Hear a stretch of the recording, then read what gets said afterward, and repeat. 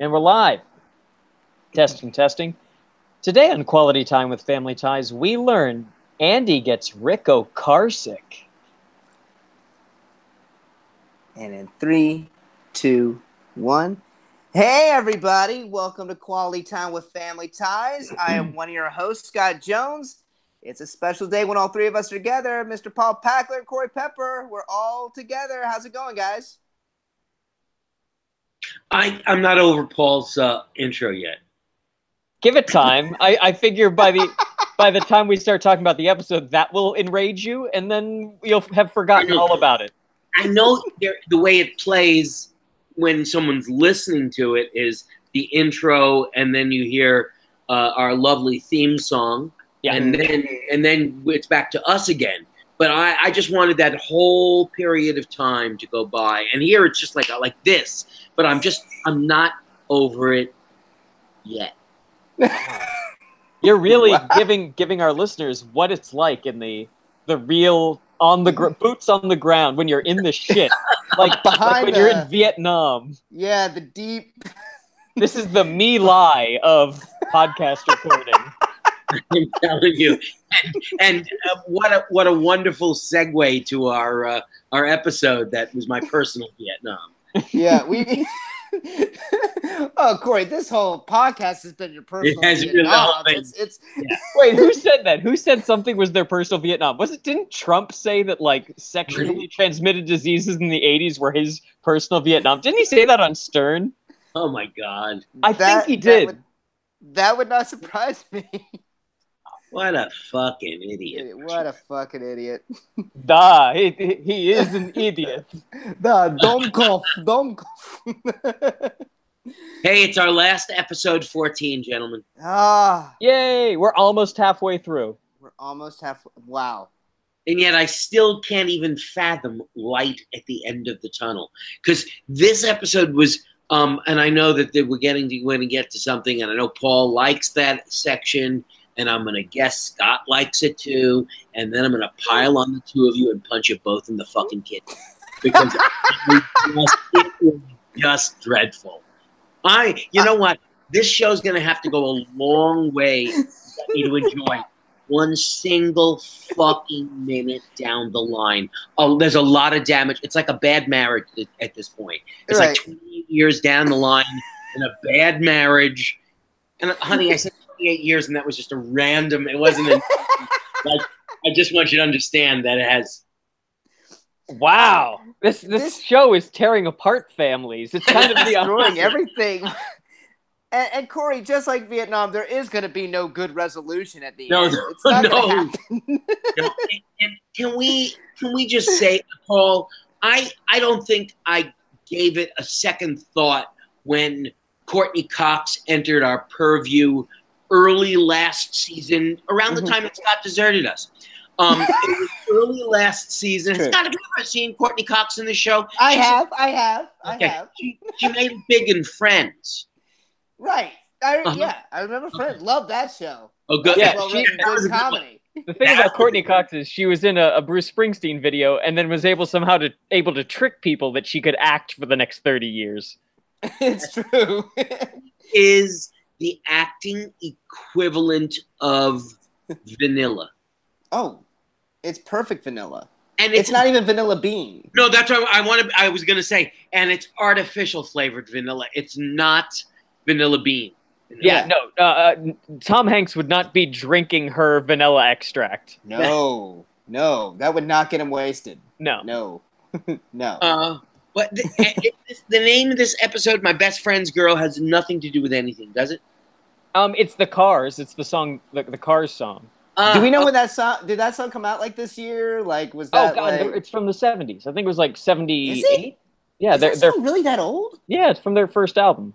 Oh wow! So you're not going to tell me by the intro that it was a Cars song? That's the title of this episode, and there's a 7-minute scene that sucked the very soul out of your friend Corey that takes place in an imaginary car? So that's why my intro was so fucking brilliant, Corey. Well, you say brilliant, and I say almost caused me an embolism. BT Dubs, My Best Friend's Girl, did come out in 1978. Wow. Okay. Thank you. I didn't realize it was that old. It's a great album. If instead of The watching Cars are this great. episode, folks, if you were planning on watching My Best Friend's Girl, don't just listen to the Cars album, the eponymous Cars album. Yeah. The Cars are great. They are a very underrated band. Yeah, I didn't realize how good they were because it's just one of those bands where it's like, oh, they use those songs for Burger King commercials, and Right. then they're actually very good. They're very, very good. I'd like to make a comment, but I also want Brian to have to edit this comment out. So I just want to say that right now. You got to stop so I can talk to the two of you.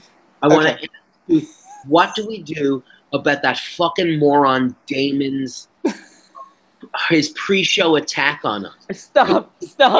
This is all going out live, Corey. This is live, Corey. I just said edit. Yeah, but it's being recorded on YouTube. Stop to show your balls. I don't know how to proceed though. What, for the episode or what? Do we say the stuff? We seem like morons if we say stuff that somebody told us to say? No, we can bring it up. Yeah. That's what I don't want to seem like an idiot saying like, oh, it was scripted for us. No. Well, I mean, you can just makes good point. It's good points. I just don't want to say it like it was scripted. Like somebody wrote me an email and said to say it without crediting him. Should we credit him? Yeah, credit. Yeah. That's what I'm saying. I want to credit it. Credit. Absolutely. Right off the bat, the first thing that happens in the entire episode is an incredibly valid point that he makes. Jennifer walks in with a learner's permit, and her parents didn't know about it. And he said, when he wrote us, he said, how does she have a learner's permit without her parents' signature? Which is, by the way, something Logan just got, so I know I had to sign for it. Oh, Jesus. Oh, Jesus. Wow. Congratulations, Logan. Yeah. Nicely done. Nice. Yeah, terrific. I'm very excited.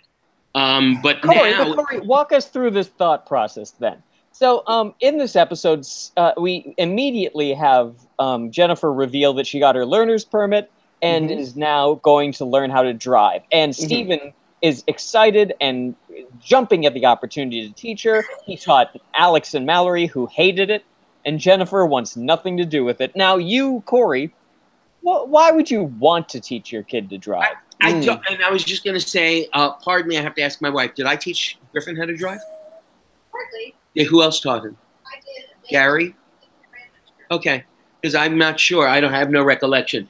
And I have yet to be in a car with Logan driving. Susanna has a couple of times.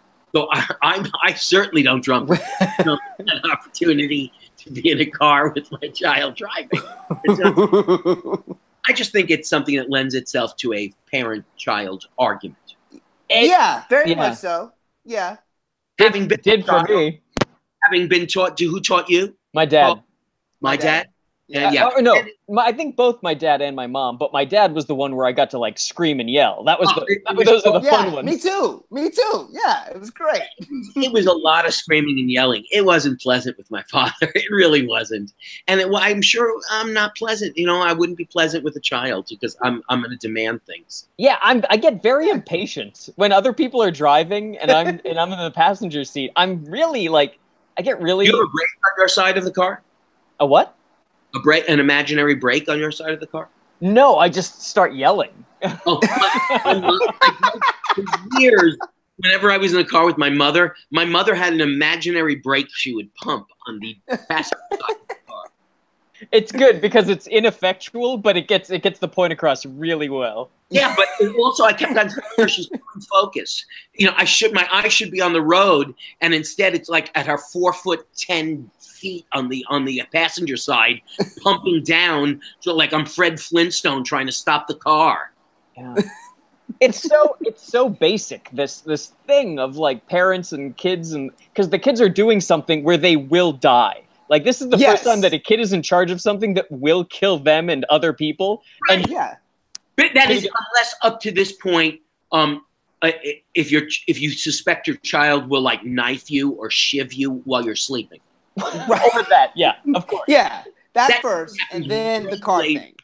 Right. But I also wanted to mention at this point, this episode was written by somebody who was back in the public consciousness again. What's his name? Bruce Helford? Yeah, Bruce Helford. Bruce Helford was the creator of the most recent Roseanne. And creator of the Bruce Helford. You have him to blame, folks. Bruce Helford also, I will say, I like Bruce Helford only because of, what is it, how many degrees of separation from Kevin Bacon is this? How many degrees? What is it, 7 degrees? 6 degrees? I'm not good. I mix my metaphors up. 6 degrees. Bruce Helford's a nice guy because he also created the Drew Carey Show, which hired Dietrich Bader, who is, of course, the star of American Housewife. So I'm forever grateful for that. Wow, that's a hell of a hop, skip, and a jump to put those two together. But I get it, yeah. True. Bruce Helford's had a very, very successful career. He went from this, when he was very, very young, writing this, to being someone who wrote in the Chuck Lorre stable of writers, when Chuck Lorre started to spin off shows, and then was able to parlay that into a deal with ABC, where he did Drew Carey, and then spun that off into his own deal with ABC, where he also did the Norm Macdonald Show. Which was, I like that a lot.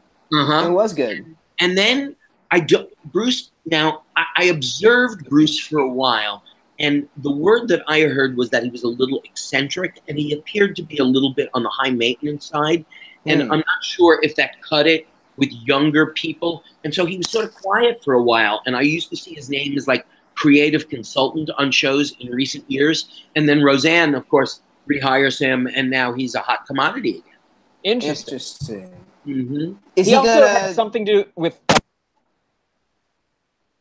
We just lost you again, Paul. We lost you. Yeah? Oh, no. Oh, shit. Mm-hmm. Oh, shit. Hold for editing, Brian. Hold for editing. Can you hear me now? Yep, we got you. We're back. Right, okay, Brian. Pick it back up. Maybe it's just those headphones. 1 second. Yeah, now you're fine. Holding on. Holding on. Can you hear me now? Okay. We got you. Yeah. Okay. That's weird. Okay. Those headphones must be dying or something. Yeah. And so we were just talking about Bruce Helford, and how actually I thought that there were maybe 1 or 2 lines that I thought were funny in this episode, so I could sort of see why he has had a 30-year career. Is he going to be heading up the Connors spinoff? Yeah. They just brought everybody back except her. Mm-hmm. Interesting. And, I'm going to mention American Housewife again, only because this is the Skippy episode. And I got to tell you, Logan is really and truly becoming the Skippy of American Housewife, except there's a big difference. Better written. Yeah. He's already booked on 3 of their first 6 episodes. We got the script for the first episode for the next season and read through it. And it's like, you know what? He and Skippy are both, his character on American Housewife and Skippy are not bright. They're very dumb characters, except Skippy is not real. And the writers on American Housewife write Logan's character be somebody who's like believably dumb. Think of almost like Phoebe Buffay. Right. Where it's like, she's not the brightest. She thinks oddly about things because of the way she was raised. Yes. So she's an odd duck in that manner. And that's why we call these people characters on the show, is because they come from a background and they create a character. And with Skippy, we have this flat, he's stupid.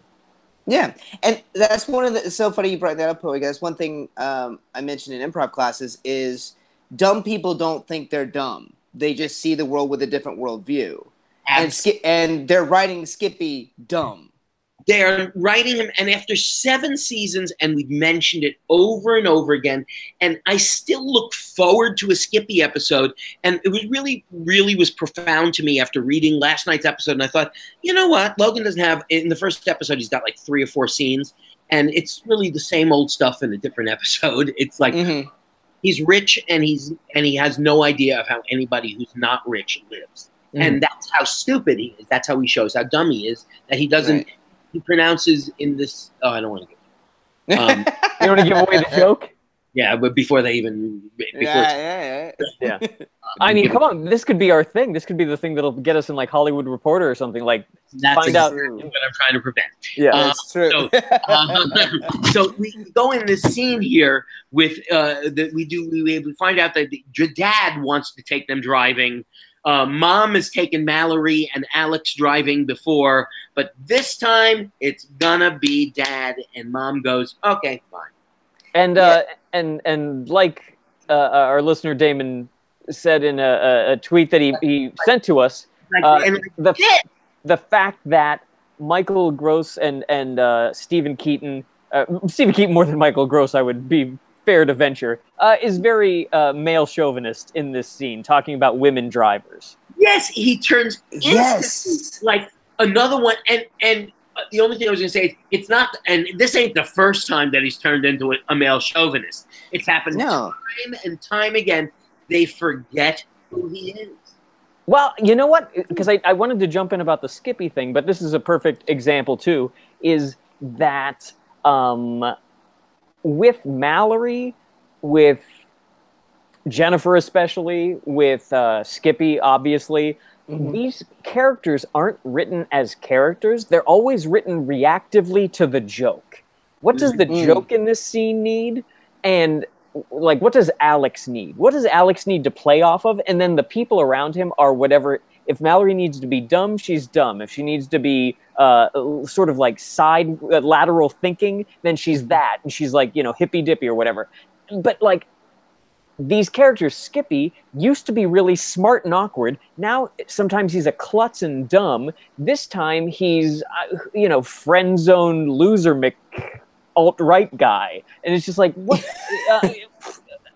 Because they don't have any sort of hold. They have no center, these writers. Absolutely.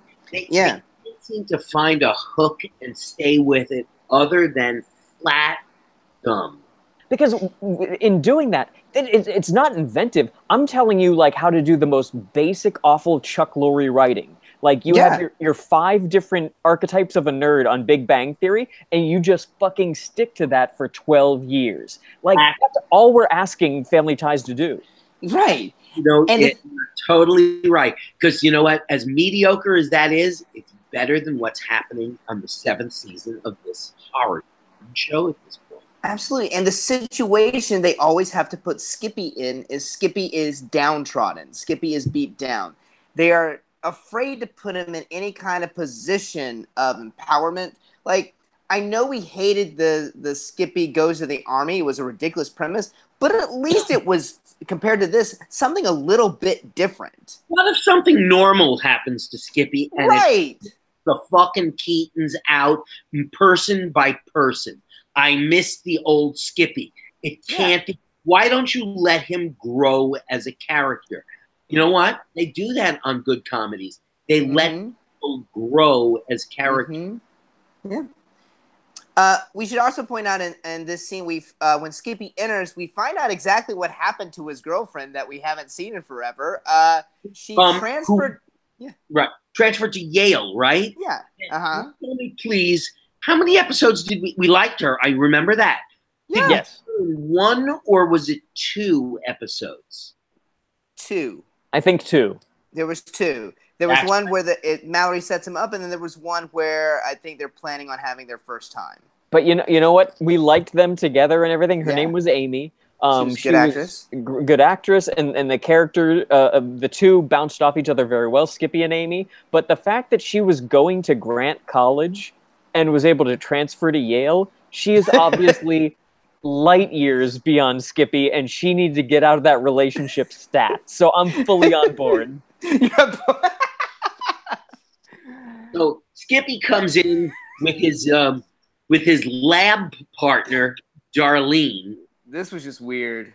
Played by a teenage Maura Tierney. Good God, she had like baby fat. She looked so young. I know. It was so cute. It was like, oh, she was so chubby. She had like a little extra chub on her. And it was like, wow, that face hasn't changed. She's aged lovely. Yeah. What's crazy is this is the only time we see her, you guys, is that Skippy brings her in. And Mallory says, oh, Skippy's bringing his girlfriend by, and he, for some reason, really wants the family to meet his new girlfriend. And they're like, oh, that's cool, I guess. She comes in with Skippy, they sit down, and immediately she's like, they're like, well, how long have you been going out? And she's like, well, we met today. Oh, what is it, Corey? Did I mess something up? No. Go ahead. Okay, and so she's like, yeah, we met today. I'm his lab partner, and then he immediately said that he wanted to introduce me to you people. So I'm gonna leave now, and yeah. It's just another one of these things where I start to question: is there something wrong with Skippy? Obviously, there is. Yeah, very much so. Somewhere on the spectrum, he's certainly socially bizarre. We've commented on this before. He borders on mentally challenged at times. That's how dumb they've made him. That's how off the charts it is. And it's just such a weird scene that they sort of introduce us to Maura Tierney. They have this cute little thing, and then she runs out. And he screams, you know, all women reject me. I think it was just to give Lauren an example right in front of her of how pathetic Skippy is so that she'll make the offer to, for all intents and purposes, analyze it. That really is the only setup for that. That's the thing that only makes sense in this. And I love that the creators of Family Ties have such a strange, otherworldly understanding of what psychiatry or psychology or therapy are. It is very strange understanding of whatever her specialty is going to be. Yeah. At this point, she's like sort of like a what's the Meyer-Riggs? What's the that thing? Like she does tests for what your blood type is, so you can date people. Yeah, she's making rats go through a maze. She's matching people up. She's psychoanalyzing people on a couch. My God, she's a marriage and family counselor. She's a matchmaker. It's a shanda. I'm telling you. Yeah. She would be a witch in some little village in the 1600s. She's it's the village witch. It's like she's gonna do acupuncture next week. Any kind of thing, they'll just stick to her and go, okay, she'll do that. Brain surgery. Brain and they'll just wrote about brain and feelings. That's her what she does. Yeah. He enters into the lab where she is working with a rat and immediately acts like he's mentally challenged. Yeah. She's giving directions to the rat. She's like, come on, stand up. And so he does. And he's like behind her upstage and doing all the things that she's telling the rat to do. And then Skippy does everything that she's telling the rat.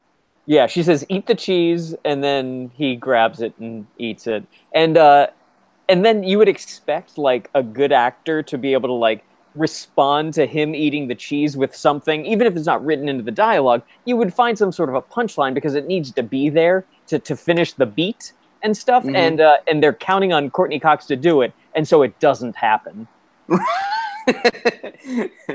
Because she doesn't have any flavor to a scene. No. Because she is artificially flavored vanilla. Mm-hmm. And so, and then now this scene progresses in the most predictable manner you could ever imagine. Beat by beat, this goes exactly where you think it's going to go. Oh, Skippy, let's start this. And first of all, it's the most casual thing. It's like they're having a cup of tea or a Diet Coke or something's happening during this, and they're talking, and it's you. Oh, and you tell me about you. By the way, I don't know if either of you have ever been to a therapist, but go ahead, try asking a therapist a question about themselves and trying to get an answer. Right. Right. You try that. I've been to a few different therapists, and I've tried that trick a few different times, and that gets pivoted back in one's face in an incredibly fluid manner. You don't ask your shrink questions about themselves. They ain't there to talk about themselves or to make any self-comparison. Right. Wow. So when he turns it around and goes, Oh, and she goes, tell me about you, Skippy. And he starts to tell me, and he goes, and you tell me about you, Lauren. Googly eye, googly eye, googly eye. Yeah, yeah. And the thing that you're doing that people can't see, the hand on the chin is what Courtney Cox is doing the whole time. So it gives her like a coquettish physical thing that she's doing. Yeah. Oh, and who have you been dating? Let's see, I've been dating Amy and then nobody else. Wah, Oh. And the fact that she's like a psychologist, but she's acting like Match.com or like Yenta something. And it's just like Yenta the matchmaker. I don't get it. And none of the questions really link to, I don't know what her purpose is of like, if I figure out your psychological profile, I'll know exactly what girl to get for you. And then she never does that though. Because she goes, does love scare you? Well, that's how was she figuring it out psychologically? How are you getting to the root of who he is as a human being? Right. Like, Jesus Christ, you asked, like, what do you like to do for fun? What are your interests? What's your job? How tall are you? Like, you know, you could ask all of these things. She's asking what his, like, his existential crisis with regard to human relationships is. And it's just like, what? Right. And if she's going to match him up with somebody, wouldn't she have to know the other person's psychological profile as well? So what's her plan here? Yeah. I'm going to bring in a bunch of girls, and I'm going to ask them what they think about love. And then based on their answers, we'll pair you up and find some dates. And apparently it works, because in the second act she does. Yeah. But so Skippy and Lauren are going back and forth, and as you said, Corey, he sort of turns the tables and gets her to talk about what she looks for in a man. And then Courtney Cox, who should know better as a character, this character, Lauren, starts like giving physicality and like touching his arm and stuff. Now, even if they're friends, as they say at the top of the scene they are, though they say that just to establish that these people even know each other because they've never been in the same room together on this show. But she's touching him in ways that are, even in just in a professional setting, I wouldn't recommend. You wouldn't want a therapist doing that. Nope, not for sure. Yeah. And so, because she touched him, that means that Skippy now wants to bone Lauren. Now he says he's in love with her, but that's stupid. What that means is if he wants to bone Lauren. Yes. Yeah. Mm-hmm. Yep. So we cut to into the living room scene, and we are back to the learner's permit issue here. Because Steven's a little miffed that Jen wants Mom to teach her how to drive. So he comes down with the driver's handbook and asks these ridiculous questions that no one would know to kind of throw off Elise. Yeah, he asks her which way, when you're parking on a hill, you're going to turn the wheels of the car, which just when he was watching, I was like, I think they're wrong on that one. And it was like, oh, no, I'm wrong. So I guess I shouldn't be driving. Yeah, you're right. You live in the city. Yeah. Mm-hmm. He also asks a question about, I don't know, 10 and 2 and some shit. And then he asks what the speed one should be driving when they have a commercial 3 license and pulling 2 grams of ammonia across state lines. Wow. Yeah. It's... Yeah. The point is that he embarrasses Elise to the point that she doesn't want to deal with him and just says, fine, you teach Jennifer to drive. Mm-hmm. Now, here's my question. Logan just got his permit. That's usually you do a written test for the permit, and then the license is the driving, right? Right. That was the other thing I was going to say.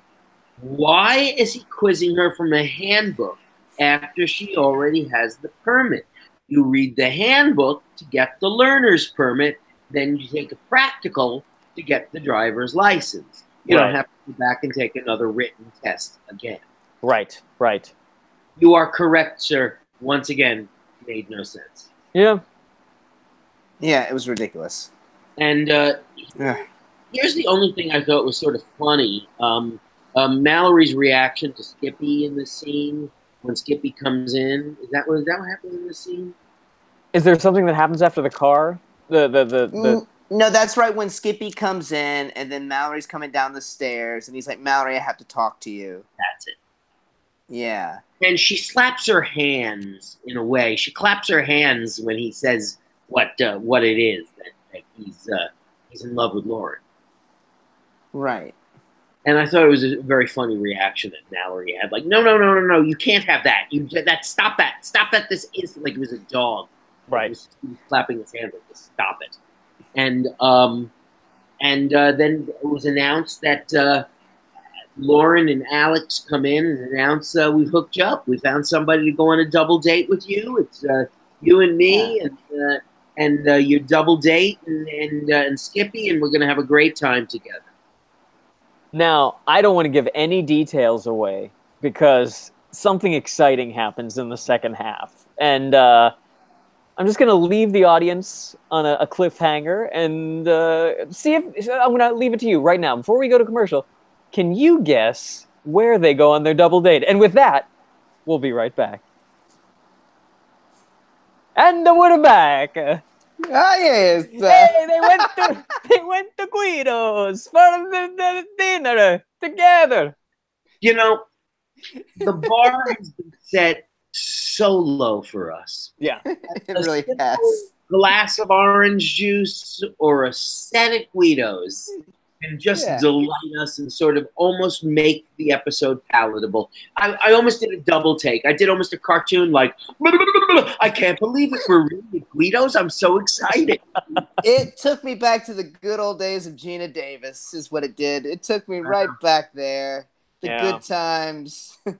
And we meet perhaps the most woefully written co-star they have ever not attempted to write. What's her name? Pippi. Pippi meets Skippy. Skippy meets Pippi.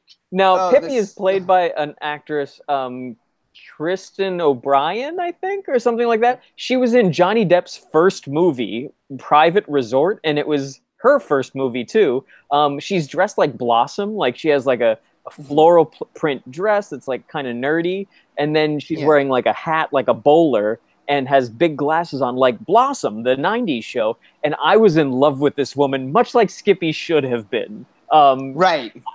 I was totally just agog when she was on screen. I was like, oh my God, I love this woman. Even with that overbite? Yep. I thought she was super cute. And that overbite didn't put you off your feet just a little bit there? Oh, I really thought if I were a kid watching this show, I would have been in love with her for years. I would have like grown. Today I would be like, do you remember there was this one episode of Family Ties where Skippy goes, and I would have talked about that forever. Sadly, I didn't watch this episode when I was a kid. Sorry. Yeah. Sorry. I don't think Actually, I'm sort of happy that this wasn't that's not the second time. Yeah. So yeah. Pippi might as well have been a prop. She was just there for her name. That really all was the only thing she contributed to this scene was the Pippi Skippy joke. That's it. Can I admit something about this Pippi nonsense? When Lauren first introduces her friend, she says, and this is Pippi, and the audience laughs. And I'm like, just a normal name. Why are we laughing here, folks? And they got the joke before I did, that Pippi and Skippy rhyme, and I felt ashamed. Yeah, I did too. That happened to me too. I was like, why are they laughing? I agree. And here's how my mind worked. I thought the joke they were making was a joke that they did make 2 jokes down the line, and that was, what the fuck is Alex going to say to this? Yeah. Yeah. I thought they were laughing at, oh my God, you're really introducing Alex to a girl by the name of Pippi. Right. Right. And I thought maybe that was also what the audience was sort of reacting to. And then it was like, oh no, it's the Pippi Skippy joke. And then we got the Alex, and she had to rationalize, my parents loved Pippi Longstocking. Yeah, they really milked it. They got at least 3 beats out of that name. Yeah. And from that point forward, Skippy then acts as if he's sort of brain damaged in some way. He keeps shitting on Pippi. Yeah. Anytime Pippi's like, hey, so He snapped at the waiter too, something fierce. yeah. Because he keeps trying to be nice to Lauren and ask Lauren what she wants, and so everyone else needs to shut up because Lauren's here, and we need to make sure she's happy. Now, it's one thing to be like, okay, you're not into Pippi. That's fine. Right. But to be just a dick to everybody. Yeah, and that's crazy. My problem. He was just sort of a dick for the rest of the scene. Until, of course, he threw a scrod onto Pippi. Oh, yeah, so good news. There's a good news, bad news situation. Good news, Guido's now serves seafood fresh.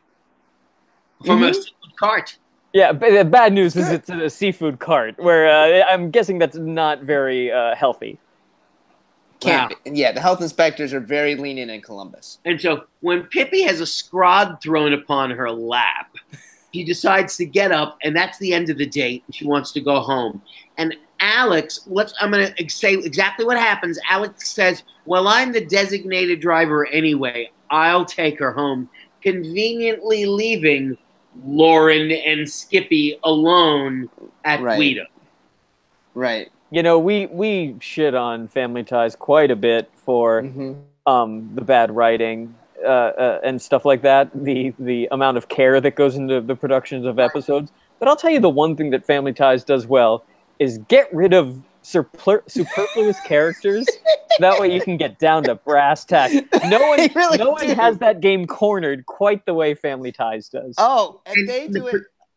They do it perfectly, don't they? And it's like a roadmap. It's like, everybody follow along. This is how you do it. Yeah. They're unashamed of how they do it, too. They're like, we need to leave this room. They'll say that as a line. They will. They'll fire. Hey, everybody, fire, except you, Alex. Yeah. It's like Lou Reed. Lou Reed will sometimes rhyme the same word with itself. And you're just like, because he's so fucking good. What do you need to find another word? No. Rhyme hand with hand. There you go. And sometimes Family Ties is as good as the Velvet Underground. It works. Yeah. And this scene predictably ends with a Skippy and Lauren forceful kiss. Is the only way I can say it. Yeah. The less said about that kiss, the better. Yeah, I just don't want to go. It is date rapey. Yeah. And then that's the end of the scene. Yeah. There's no time for a response. He just is like, oh, I'm sorry, and then he just runs out of the room. He runs out and fade out into the kitchen, and Stephen, for no reason whatsoever, is wearing his driving school costume. Yes, he's dressed like a director from the teens. Or Baron von Munchausen about to go into his I'm driving in my aircraft carrier, my biplane. Yeah. You know, honestly, the one thing... Go ahead. Go for it, sorry. I was going to say, why in the 80s was that still like, that still seemed to be a joke. Even through the 90s stuff, if you're going to make fun of like, it's time to go driving, you get the gloves and the goggles and the hat and everything. Why was that, like, that had been dead forever? I don't get it. They used a stereotype, and that maybe, Paul, I'm going to say that maybe that soured me before the bit even started. Folks, if you've made it this far in the episode, we're now at ground zero. This is the scene. This is the contentious scene, the driving scene in the kitchen. 2/3 of the members of Quality Time with Family Ties found this scene delightful. If maybe perhaps a bit problematic, and one hated this scene. And we'll let you, after this, guess who it might have been.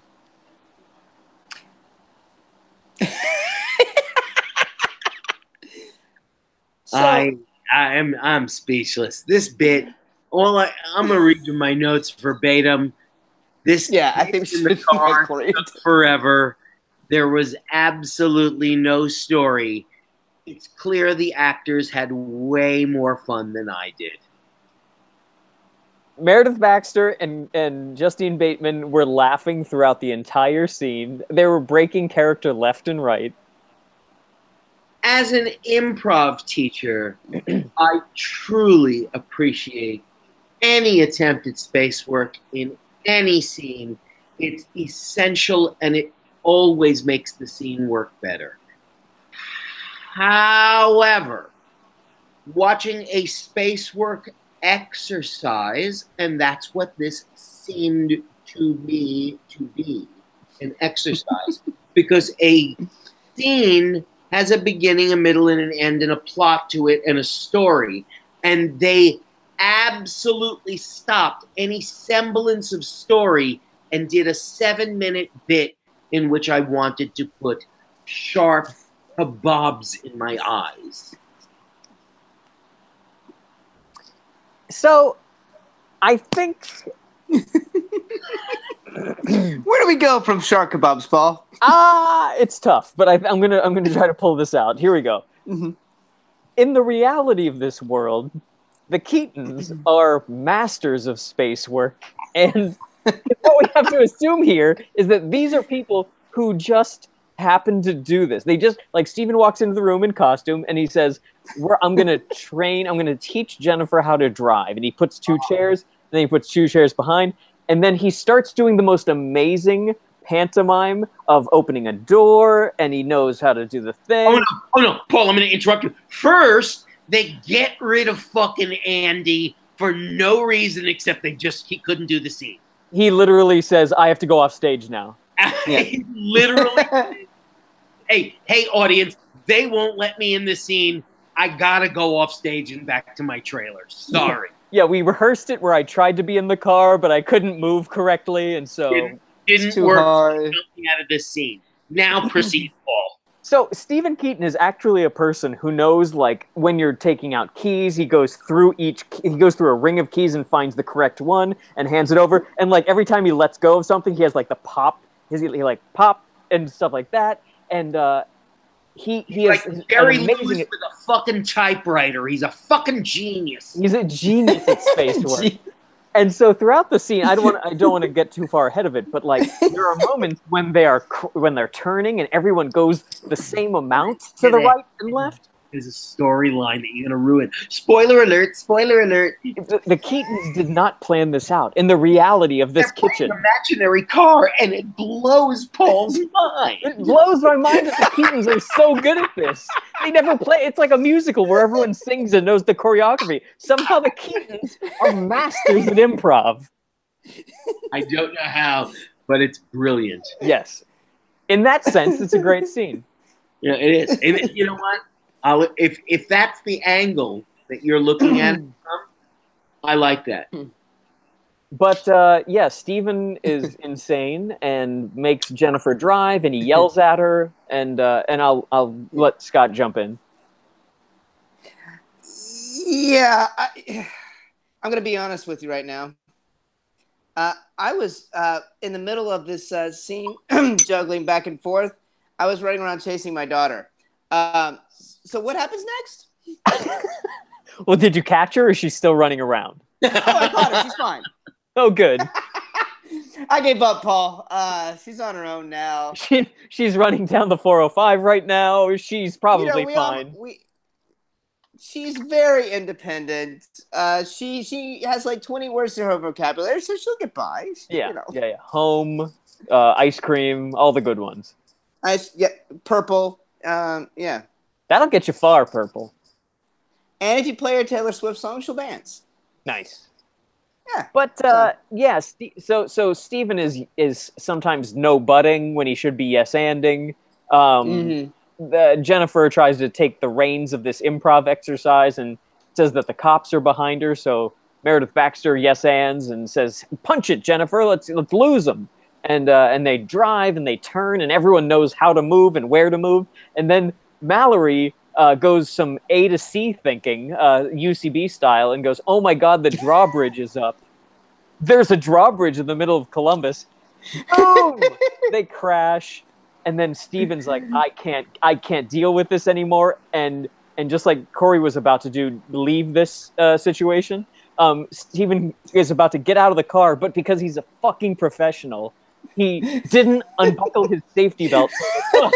And then he lets it out, opens the door, walks to the back seat window, knocks on it, And then Meredith Baxter rolls it down just like the old days, kids, and then leans on the window to talk to Steven. And they have honestly, if you were at UCB and fucking I don't even know, Kristen Schaal was doing this, it would be written about in the Onion for a week.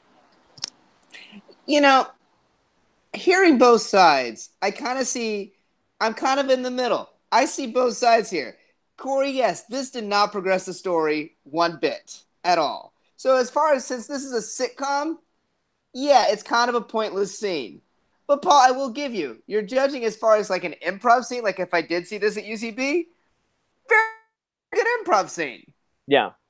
Well, it's an okay improv scene. I thank you for your support, Scott, but I don't want to give it too far because even an improv scene does need to travel, and this did not. Yeah, I get that. Yeah, but as far as the physicality, I mean, in the sense of the physicality that you're saying is pretty amazing. Yes, it was great. Give you that. Yes, it is very good space work. Corey's holding up a script right now, and I don't know. No, it's my notes. It's my notes. It's written on the back of it. Oh, okay. Corey, what do you think? The worst thing I've ever seen in my life. Okay. I'm just going to continue to argue with Paul. And, I'm gonna lose. I'm gonna fade out, and I'm just gonna crumble like the old man that I am. Just like Nam. Just like Nam. I during this scene took so long, I was able to watch the documentary Shoah during this. And here's the thing, folks. Right before you just said that, Corey, you said that the car scene is the worst thing you've ever seen. Shoah was I love more that fun was your than this choice. car scene. Instead of this, I have to watch something about the freaking Holocaust to lift my spirits. Oh, man. So after this scene, I mean, they're tapped out. The creators of Family Ties. Everyone just, what else are you going to do? Yeah, they get the fuck out of Dodge. Alex and Lauren come in the back door, as is their wont. And, right? First, two backdoor finishes. Yeah, shoot, do it. Backdoor finishes. Two backdoor finishes. I did check. I want to make sure that the real backdoor finish is Alex and what was that? Oh, backdoor finish. Skippy comes in, and Skippy and Lauren have a scene first. And Skippy, of course, asks to be let off the hook, as everybody does on this show. Says it was his evil twin. It was Bad Irwin. It wasn't me. I'm sorry. I love you, Lauren. No. Skippy, you have the need to be loved. But now, Skippy, you have the really, really hard job. Relax. And we have our second backdoor finish.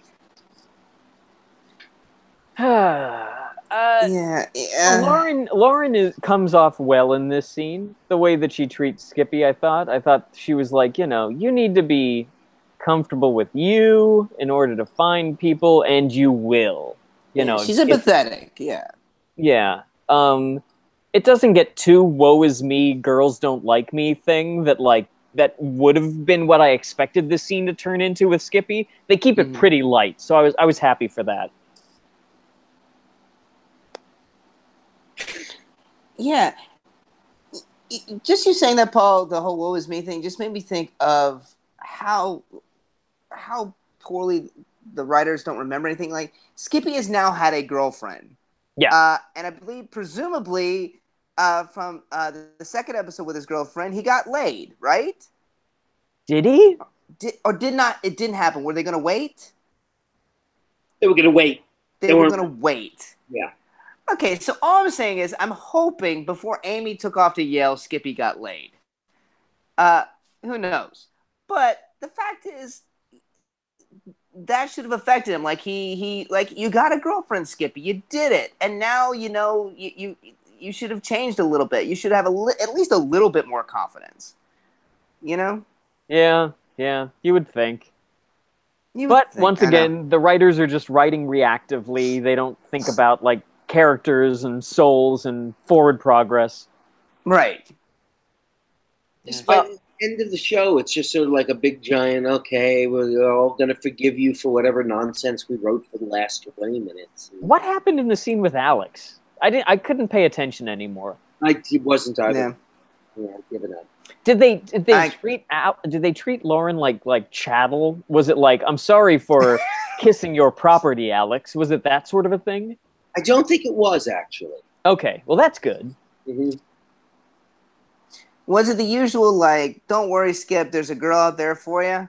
Yeah, I'm guessing it was. That's what my memory How many times has Alex said that to Skippy? How many fucking times? I think every time he's on screen. Yeah, pretty much. Pretty much it's always, it's at least 90% of the time. And speaking of tropes that last way beyond their sell-by date, after Alex says, there's a girl out there for you, Skippy, bump, bump, bump, ba-dum, bump, Justine Bateman walks in from the upstage door into the kitchen, and then it's like Pepe Le Pew and the cat. Yeah. And it just like freezes. Right. Yeah. So it's funny because he keeps harassing her for their lives. It'll never. Yeah. I say stalk. Yeah. Yeah. And still no restraining order. Right. Ever presented to Skippy. Hell of an episode, guys. This was something else. Yeah. It's like we said at the beginning, we're in the shit now. We're in the shit. I have some news that coming up we have in a few episodes, we're going to have almost back-to-back hour-long episodes. So get ready for that. Yeah, we got some two-parters coming up. And when you say get ready, does that mean buy heroin before? That's what I'm saying. Whatever you need to do to medicate and get through, you should start planning that now. Thank you. I'm glad for the heads up. Yeah. Thank you so much. And listeners, you should too. Go ahead. Get those drugs ready because we got two-parter episodes coming up. Or they could just send us a picture of holding a glass of orange juice. That would brighten our day. That would, yeah, yes. We're still doing that. OJ with QTWFT. Mm-hmm. Anything else before we go? No. I can't think of anything. Scott, do you want to take us home? Do you want me to? Let's go home, guys. That does it for us today. For questions and comments, be sure to email us at qualitytimewithfamilyties@gmail.com. You can also follow us on Twitter at QTWFT. We're also on Twitter. I'm at Follow Jones. I'm at Paul Packler. I'm at Corpep. And be sure to like our Facebook page. We'd like to thank our host and producer, Barbara Dillon at Fanbase Press. Fanbase Press is an online conglomerate of geek media providing its readers with daily insights and reviews into the geek pop culture spectrum. They're also an independent comic book publisher. Check out everything that they do. We'd like to thank Perry Adams, who beautifully performs the theme song Without Us. Check out Perry's music at perryadams.com. We'd like to thank Brian Dillon, Fanbase Press's president, who also edits our show. And lastly, Sean Foster, Fanbase Press's graphic designer, who designed our logo. Thank you, everybody, and we will see you next week. Bye. La, la, la, la. Bye.